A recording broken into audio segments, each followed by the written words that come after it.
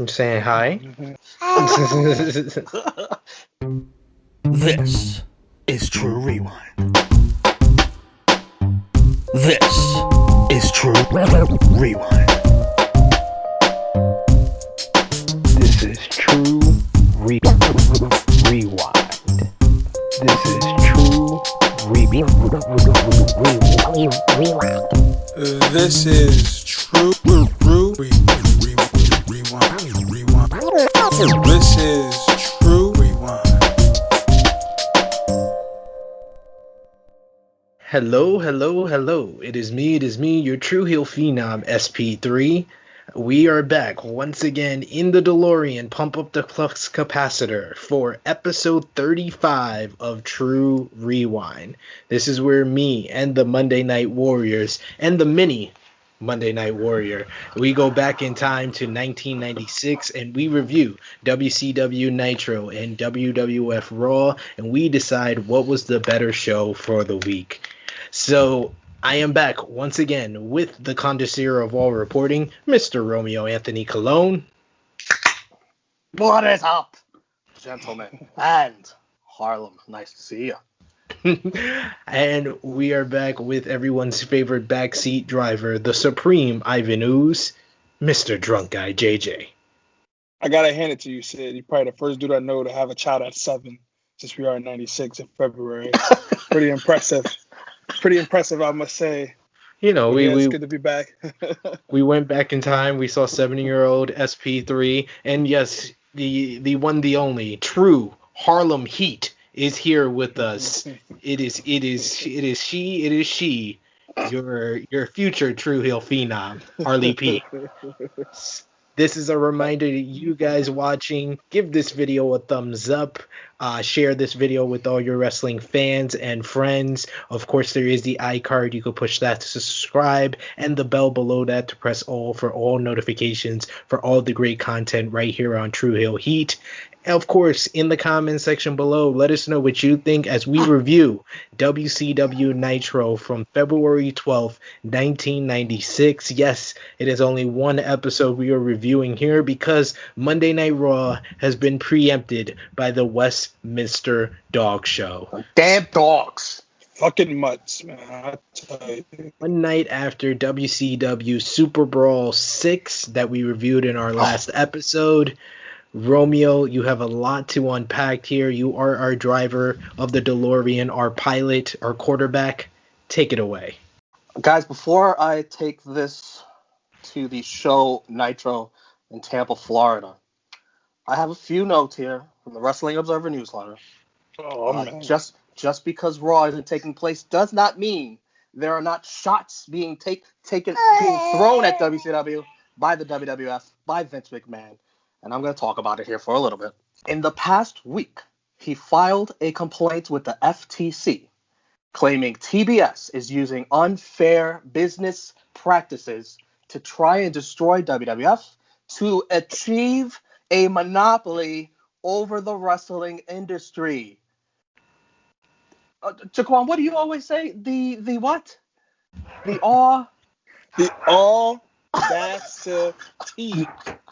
Audacity. McMahon's FTC complaint alleged contract tampering, specifically with Diesel. Vince claims WCW, through a third party, offered Diesel a 3-year deal for $750K a year. Dave Meltzer says if that's true, Diesel would be a fool not to take it, and most expect him to leave WWF when his contract is up in the spring. It's well known Hulk Hogan wants to bring in Diesel as a new monster heel to feud with. Shocker. It's believed WCW. Go ahead and finish. No, go ahead and finish, because I'm like, I was bugging when that show started. But was there Diesel chants in the beginning of the show? Maybe I'm tripping. I cannot remember. During the intro. Mm-hmm. But go ahead, continue. Sorry. Maybe. It's believed WCW is also interested in Razor Ramon. And get a load of this. Who has been unhappy with the WWF travel schedule and about having to feud with Goldust. Also, the homophobe stuff wasn't a gimmick. What a shock. It's not like we couldn't have seen that, right? Oh, man. I like women. And finally, WWF continues to claim that Lex Luger was still under contract when he showed up on Nitro. Luger and everyone else involved said he wasn't. The fact that Luger still works for WCW and hasn't been sued yet shows that WWF doesn't probably have a case with this one. And WCW is reportedly offering everyone big money, guaranteed contract, something Vince McMahon has always refused to do. Wow, that was a lot. But wait, there's more. Vince McMahon believes this situation is entirely different from when he put the territories out of business 10 years ago. Yeah, it's completely different. According to Vince, the main difference is that he only wanted to expand his territory, and it wasn't his intention to put the other companies out of business. Give me a fucking break. Give me a break. The audacious. Give me a fucking break. I'm just an honest man just trying to expand my business. Yeah, stealing talent from other territories while I'm at it, too. You know, fucking up their businesses. Absolutely. Vince also claims it's unfair because he used his own money in WWF's expansion and had to be profitable to survive, while WCW is burning through Ted Turner's money and has been operating at a loss for years. Meltzer points out it was partly Vince's predatory attempts to run Jim Crockett out of business that forced Crockett to sell his promotion to Turner. So Vince McMahon's territory rampage is partly responsible for creating WCW under Ted Turner. You gotta love when your own greediness comes back to haunt you. And then when I play victim, oh man, sounds so. I'm the victim here. Exactly. They're trying to run a monopoly. They're trying to run me out of business. February 12th, 1996, Tampa, Florida, live from the Florida State Fair, courtesy of George Steinbrenner, the boss, the legit boss. This was a TNA-style free show giveaway where George Steinbrenner basically rented the Nitro show and gave away 6,000 tickets to people at the State Fair. What a guy. Wow. What a great Samaritan.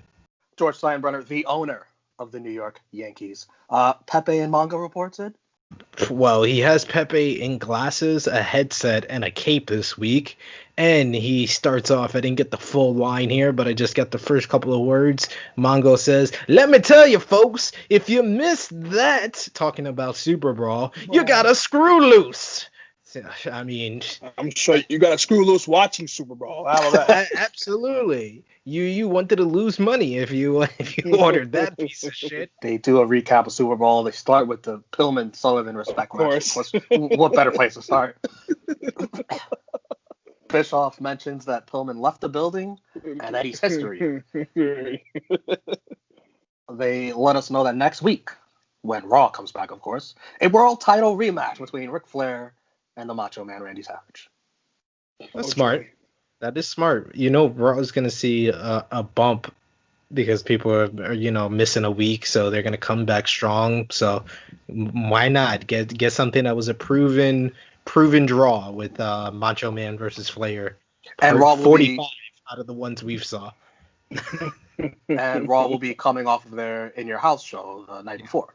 They're on the road to WrestleMania. We start with Hugh Morris versus Randy Savage. No big entrance from Randy, no hat, no jacket. Oh, by the way, check your local listings for Baywatch's WCW episode. February 19th. Hugh Morris misses the moonsault. Randy then with one elbow drop, and then another for good measure and to send a message for the win in 4:44. He teases a third elbow drop, but Hugh rolls out, and Macho Man gets the mic and says he wants the Nature Boy. He'll get him next week. He doesn't want him that bad, though, as we'll see later on in the show. What got me was when Macho was walking back, he was slapping the hard as hell at fans' hands. When he was coming out, he was just like, yeah, it was like. I was like, damn, Macho. The fans didn't do anything to you. The fans didn't stab you in the eye with a high heel. Like, sheesh. Mean Gene is with Steve Grissom, a driver for WCW Motorsports. That's good. I just put some NASCAR driver. I just yawned. I did some research, and this guy actually wins a race with the WCW car, believe it or not. I think that's more races than any WWE car ever I won. know, right? That does make sense that Ted Turner cares about that stuff. Oh, yeah. So. I mean, remember the rooftop monster truck garbage. Scott Riggs versus Loch Ness with Jimmy Hart. Can't wait to see this guy in action. This guy, formerly known as Haystacks Calhoun. Oh, Jaquan, you all right? There's something wrong with it? Hey, I got something to make you feel better, Jaquan. Oh, I gotta hear this. American males. American males. American males. American. You know what's crazy? That's the best part of this match, by the way. American squash. Trumbo. American squash. American Marvel. American squash. Mongo alert. Mongo says it's ugly. Boy. If ugly could kill, this guy would be world champion. That was funny. Horrible. He's one to talk. Riggs jumps off the top rope. Loch Ness supposed to catch him, slips out of his hands, and he trips forward onto him. 2 basic ass elbow drops, and Riggs can't kick out of him. I mean, to be fair, Loch Ness is big as hell. I mean, I couldn't kick his legs out. I couldn't get over the botch. I thought the botch hurt Riggs more than the elbow drops. Bro drop. That was scary. 1 minute, awful. What else can you say? American males. American morals. Woman and Miss Elizabeth. They roll out a gurney with someone lying down on it with a sheet over him. I called this from it's immediately. It's about foreshadowing. Jesus Christ. I called this out immediately when they pulled out the gurney. I was like, Ric Flair's on the gurney, isn't he? And Ric Flair, a man of his word, pops up with a championship. Flair is ecstatic to have the 2 ladies and the gold. Flair is classic Flair here. They look so uncomfortable, too, when he was saying, especially when he got to the Space Mountain part. Jesus Christ, they looked so uncomfortable. And then Elizabeth speaks. And boy, this was a bad idea. Oh my God. I was just like, this is cringe. It's very bad acting. And everything. Yes. She says she took half of Randy's stuff. She forgets her lines. Awkward pause. Ric Flair tries to get things going again. And then she remembers her lines. Randy's over the edge, blah, blah, blah. I don't even know what her point is. She's a scorned ex-wife, I guess. They all woo together very terribly. Have one of the lines of what Liz said. She says that Savage kept her in the corner to say nothing for 7 years. And I wrote in my notes, 7 years wasn't long enough after this promo. Oh man. Liz is rolling in her grave right now, man. I'm just saying, there's a reason why she didn't cut promos, or it was kept short and sweet. You didn't give her a monologue like WCW decided to give here. Too much. Then it's time for the debut of Dangerous Devin Storm. Man, was he dangerous. Versus Conan, the U.S. champion. Storm quickly gets a chair from under the ring and uses it to jump off and flip to the outside. I noticed right away we've got a spot monkey on our hands.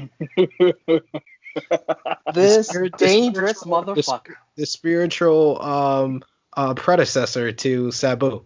This dangerous motherfucker then rearranges furniture and jumps off steel steps into Conan sitting on a chair, but Conan catches him, barely catches him. Much better effort than Loch Ness trying to catch somebody earlier. Yeah, for sure. Slams his ass on the outside. While the action is going on, Bischoff, very under his breath, almost whispering, says they weren't serious when they said WWE sabotaged their power outage last. I'm saying very lightly and low because that's how Bischoff said it. From the Wrestling Observer newsletter. Oh, man.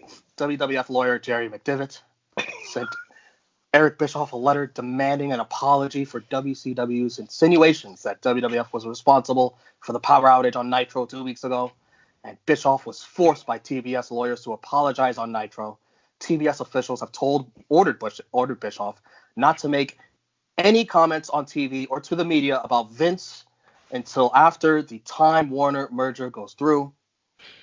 Bischoff is reportedly frustrated about the gag order, since he had planned to come out swinging against WWF on Nitro this week, but now he can't. He's striked out. Conan powerbomb Storm off the top rope, reversing his Frankensteiner for the win in 5 minutes 30 seconds. I thought the action was innovative, but some of Storm's stuff looked way too choreographed instead of natural. This was a lot of fun. I think Devin Storm is very underrated. He is the man that would later become Crowbar. And he follows True Hill Heat on Twitter. So I will not say any bad things about him. Oh, too late. I already did. Well, there goes our unfollow. We haven't heard the last of Jerry McDevitt. Oh boy. Oh, he also sent a letter to Ted Turner. This was a personal letter. It's about WCW allowing blading and promising blood on pay-per-view. The letter was intentionally leaked to the public in hopes stockholders would read it. Dear Ted, since there's been no response to my repeated request, and you and your pro wrestling, they wrote it just like that. Wrestling. Stop the practice of self-mutilation. I can only assume, based upon the last 2 weeks of Nitro, that the practice of self-mutilation, in parentheses, slicing oneself with a razor blade, is not only condoned but encouraged. As you know, Hulk Hogan has been bleeding all over the place the last 2 weeks. There have been numerous references on your wrestling programming that this weekend's double cage match will be so violent that one opponent will be bleeding to the point of no recognition.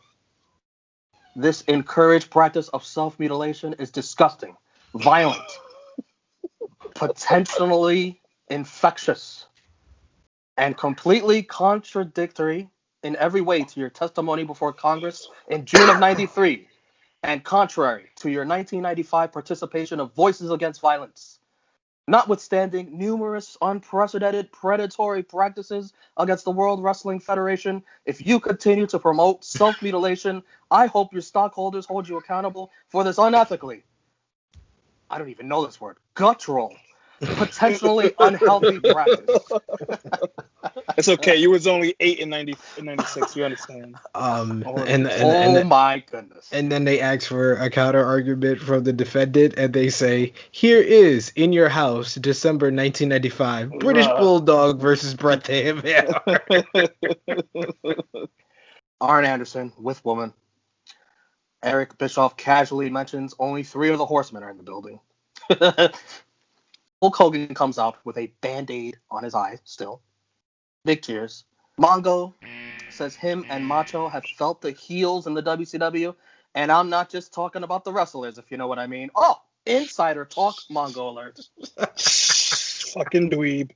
Hogan with a lot of shit offense. Elizabeth and Flair come down. Hogan kicks out of a spinebuster and hulks up. Hogan taunts Ric Flair by putting on the figure 4 about as worse as he possibly can. God awful. Once again. The worst figure 4 in the history of professional wrestling business. And yes, I'm including you, The Miz. Ric Flair goes to interfere. Arn is grabbing the ref so he can't see. Hulk pins Ric Flair for what reason, I don't know. For what reason? Throws him up, puts him in a small package. What scared me was I felt like the ref was about to start the count too. And I was like, oh man, if he starts fucking counting. I don't know if you did mention this as well. Eric Bischoff during the entrance said that Hulk Hogan is lit. Oh yeah, he did actually. Yeah, in 1996. What the hell? Yes. When he came out, he said Hogan was lit. What the hell? What year am I? I had that in my notes too. I was like, yo, Bischoff is a trendsetter. Wow. Hogan punches Flair as woman throws powder in his eyes, none of which the ref can see. Clearly see the residue still in the air. Yeah, still in the air. As the ref asks women, what did you do? What did you do? Arn has Liz's high heel shoe, slams Hogan in the eye for the pin and the win. Dirty finish, Shocker. 9:15. Hogan quickly gets up and no-sells the same shit he sold when Flair did. And then he's perfectly fine and grabs both Arn and Flair, and they're selling the whole headbutt. Are you kidding me? Yo, the powder, the high heel to the eyeball, he sold none of that shit. But hey, Arn Anderson pinned Hulk Hogan. That's something that I didn't expect to see. Yeah, when that they was a said fair this match was trade. going on. Hogan said, "You can go over, brother, but I'm getting right back up." He's like I'm no selling everything. I'm getting my heat back, brother. But still, a list of people who have pinned Hulk Hogan. I did not know Arn Anderson was on that list. Me either. And I would have never suspected him to be on that list. Exactly, especially during this time. Mm-hmm. Macho Man finally appears to help. Hogan throws Flair into Randy's chair. The crowd eats it up. Rick runs to the announce desk to get the headset and to brag about kicking Hogan's ass. They got the belt. They got the girls. They got the wrestling world right where they want it. Arn Anderson brags about beating Hogan. Hogan and Randy just run to the announce desk to chase them off again. Women, let's go. Hogan grabs the headset, begging them to come back. Just fucking keep chasing after them. Why'd you stop? Why'd you stop at the commentary if you really wanted them? Mean Gene wants a word. Rematch is next Monday. An eye for an eye and a boot for a boot. Macho says next Monday, Helter Skelter. He said that I got one thing to say to Ric Flair. Helter Skelter! I was like, okay. Hogan compares Ric Flair to Pee Wee Herman. Hogan tells Macho Man to get the alimony on track. What? Oh my god, I was like, what is going on? Where did this promo go? Working yourself into a shoot, brother. Hogan screams Helter Skelter again. No more Mr. Nice Guy, they both say. Jesus. Mr. Nice Guy. I had to look up what Helter Skelter means. I mean, I've heard that terminology before from white people, but I don't know what it means. Helter Skelter. So in my research, I saw that it's a Beatles song, and the song was Paul McCartney's attempt to create a sound as loud and dirty as possible. It is regarded as a key influence in the early development of heavy metal. And Helter Skelter was interpreted by cult leader Charles Manson as a message of predicting interracial war in the U.S. Helter Skelter. That's the title of this episode, ladies and gentlemen. That is going to. Last time I checked, I thought Macho and Flair were both white, but okay. Macho's orange. Then I looked up Helter Skelter in the dictionary, and it says disorderly confusion, which describes this fucking ending. Helter Skelter. That's perfect. Oh my god. This was definitely Helter Skelter. I will give a little bit of a spoiler here. This is something for us to keep track on. But I'm pretty sure Arn Anderson owns more pinfall victories over Hulk Hogan than the Macho Man Randy Savage. Oh man. Yeah, I hate to see it. Before we wrap this up, 2 more notes from the Wrestling Observer newsletter. Eric Bischoff held a meeting with all the wrestlers before the latest Disney tapings and ran down Vince McMahon, saying that WCW was kicking WWF's ass and they made a profit for the first time ever. And finally, they did a drug test on most, but not all of the wrestlers. I'm sure you can guess who didn't have to take one. Yeah. Helter Skelter. And on a sad note, Sherry Martel was fired by WCW last week. On the February 5th Nitro, she was booked to destroy Rob Parker's car with a baseball bat, but she apparently showed up to the show in no condition to go through with the angle. She's been on thin ice for a while after no showing last year's Japan tour, so they fired her. Damn, Pillman and Sherry. Sheesh. What a week. In the same week. They sheesh. 1:30 finish. Mongo awful for the 25th time. All right.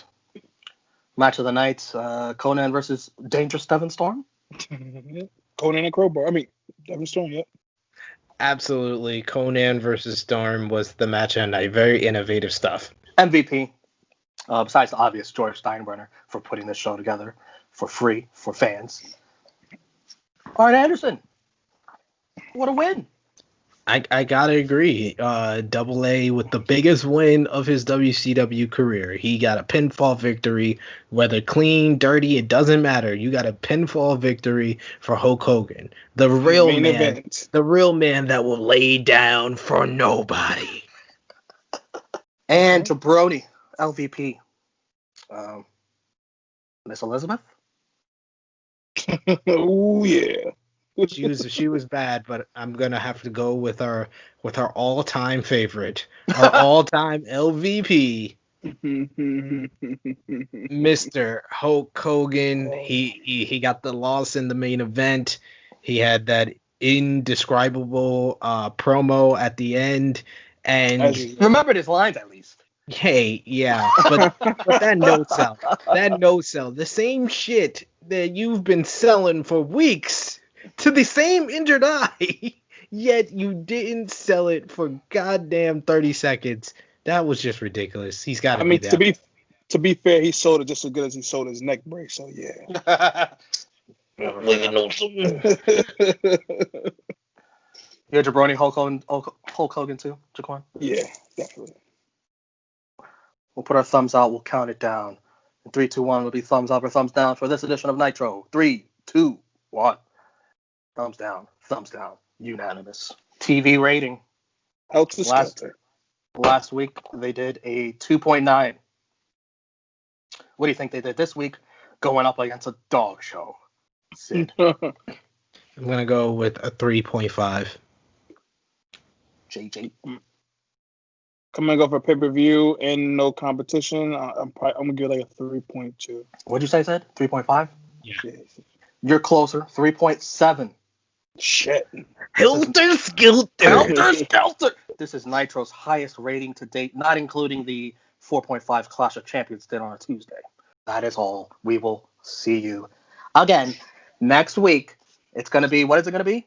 In your house? Rage in the Rage cage. in the cage. In your house, rage in the cage, and I'm sure it's gonna be Helter Skelter. Yeah. I better not see no fucking blood. Down in the comment section below what you guys thought about the February 12th, 1996 episode of WCW Nitro.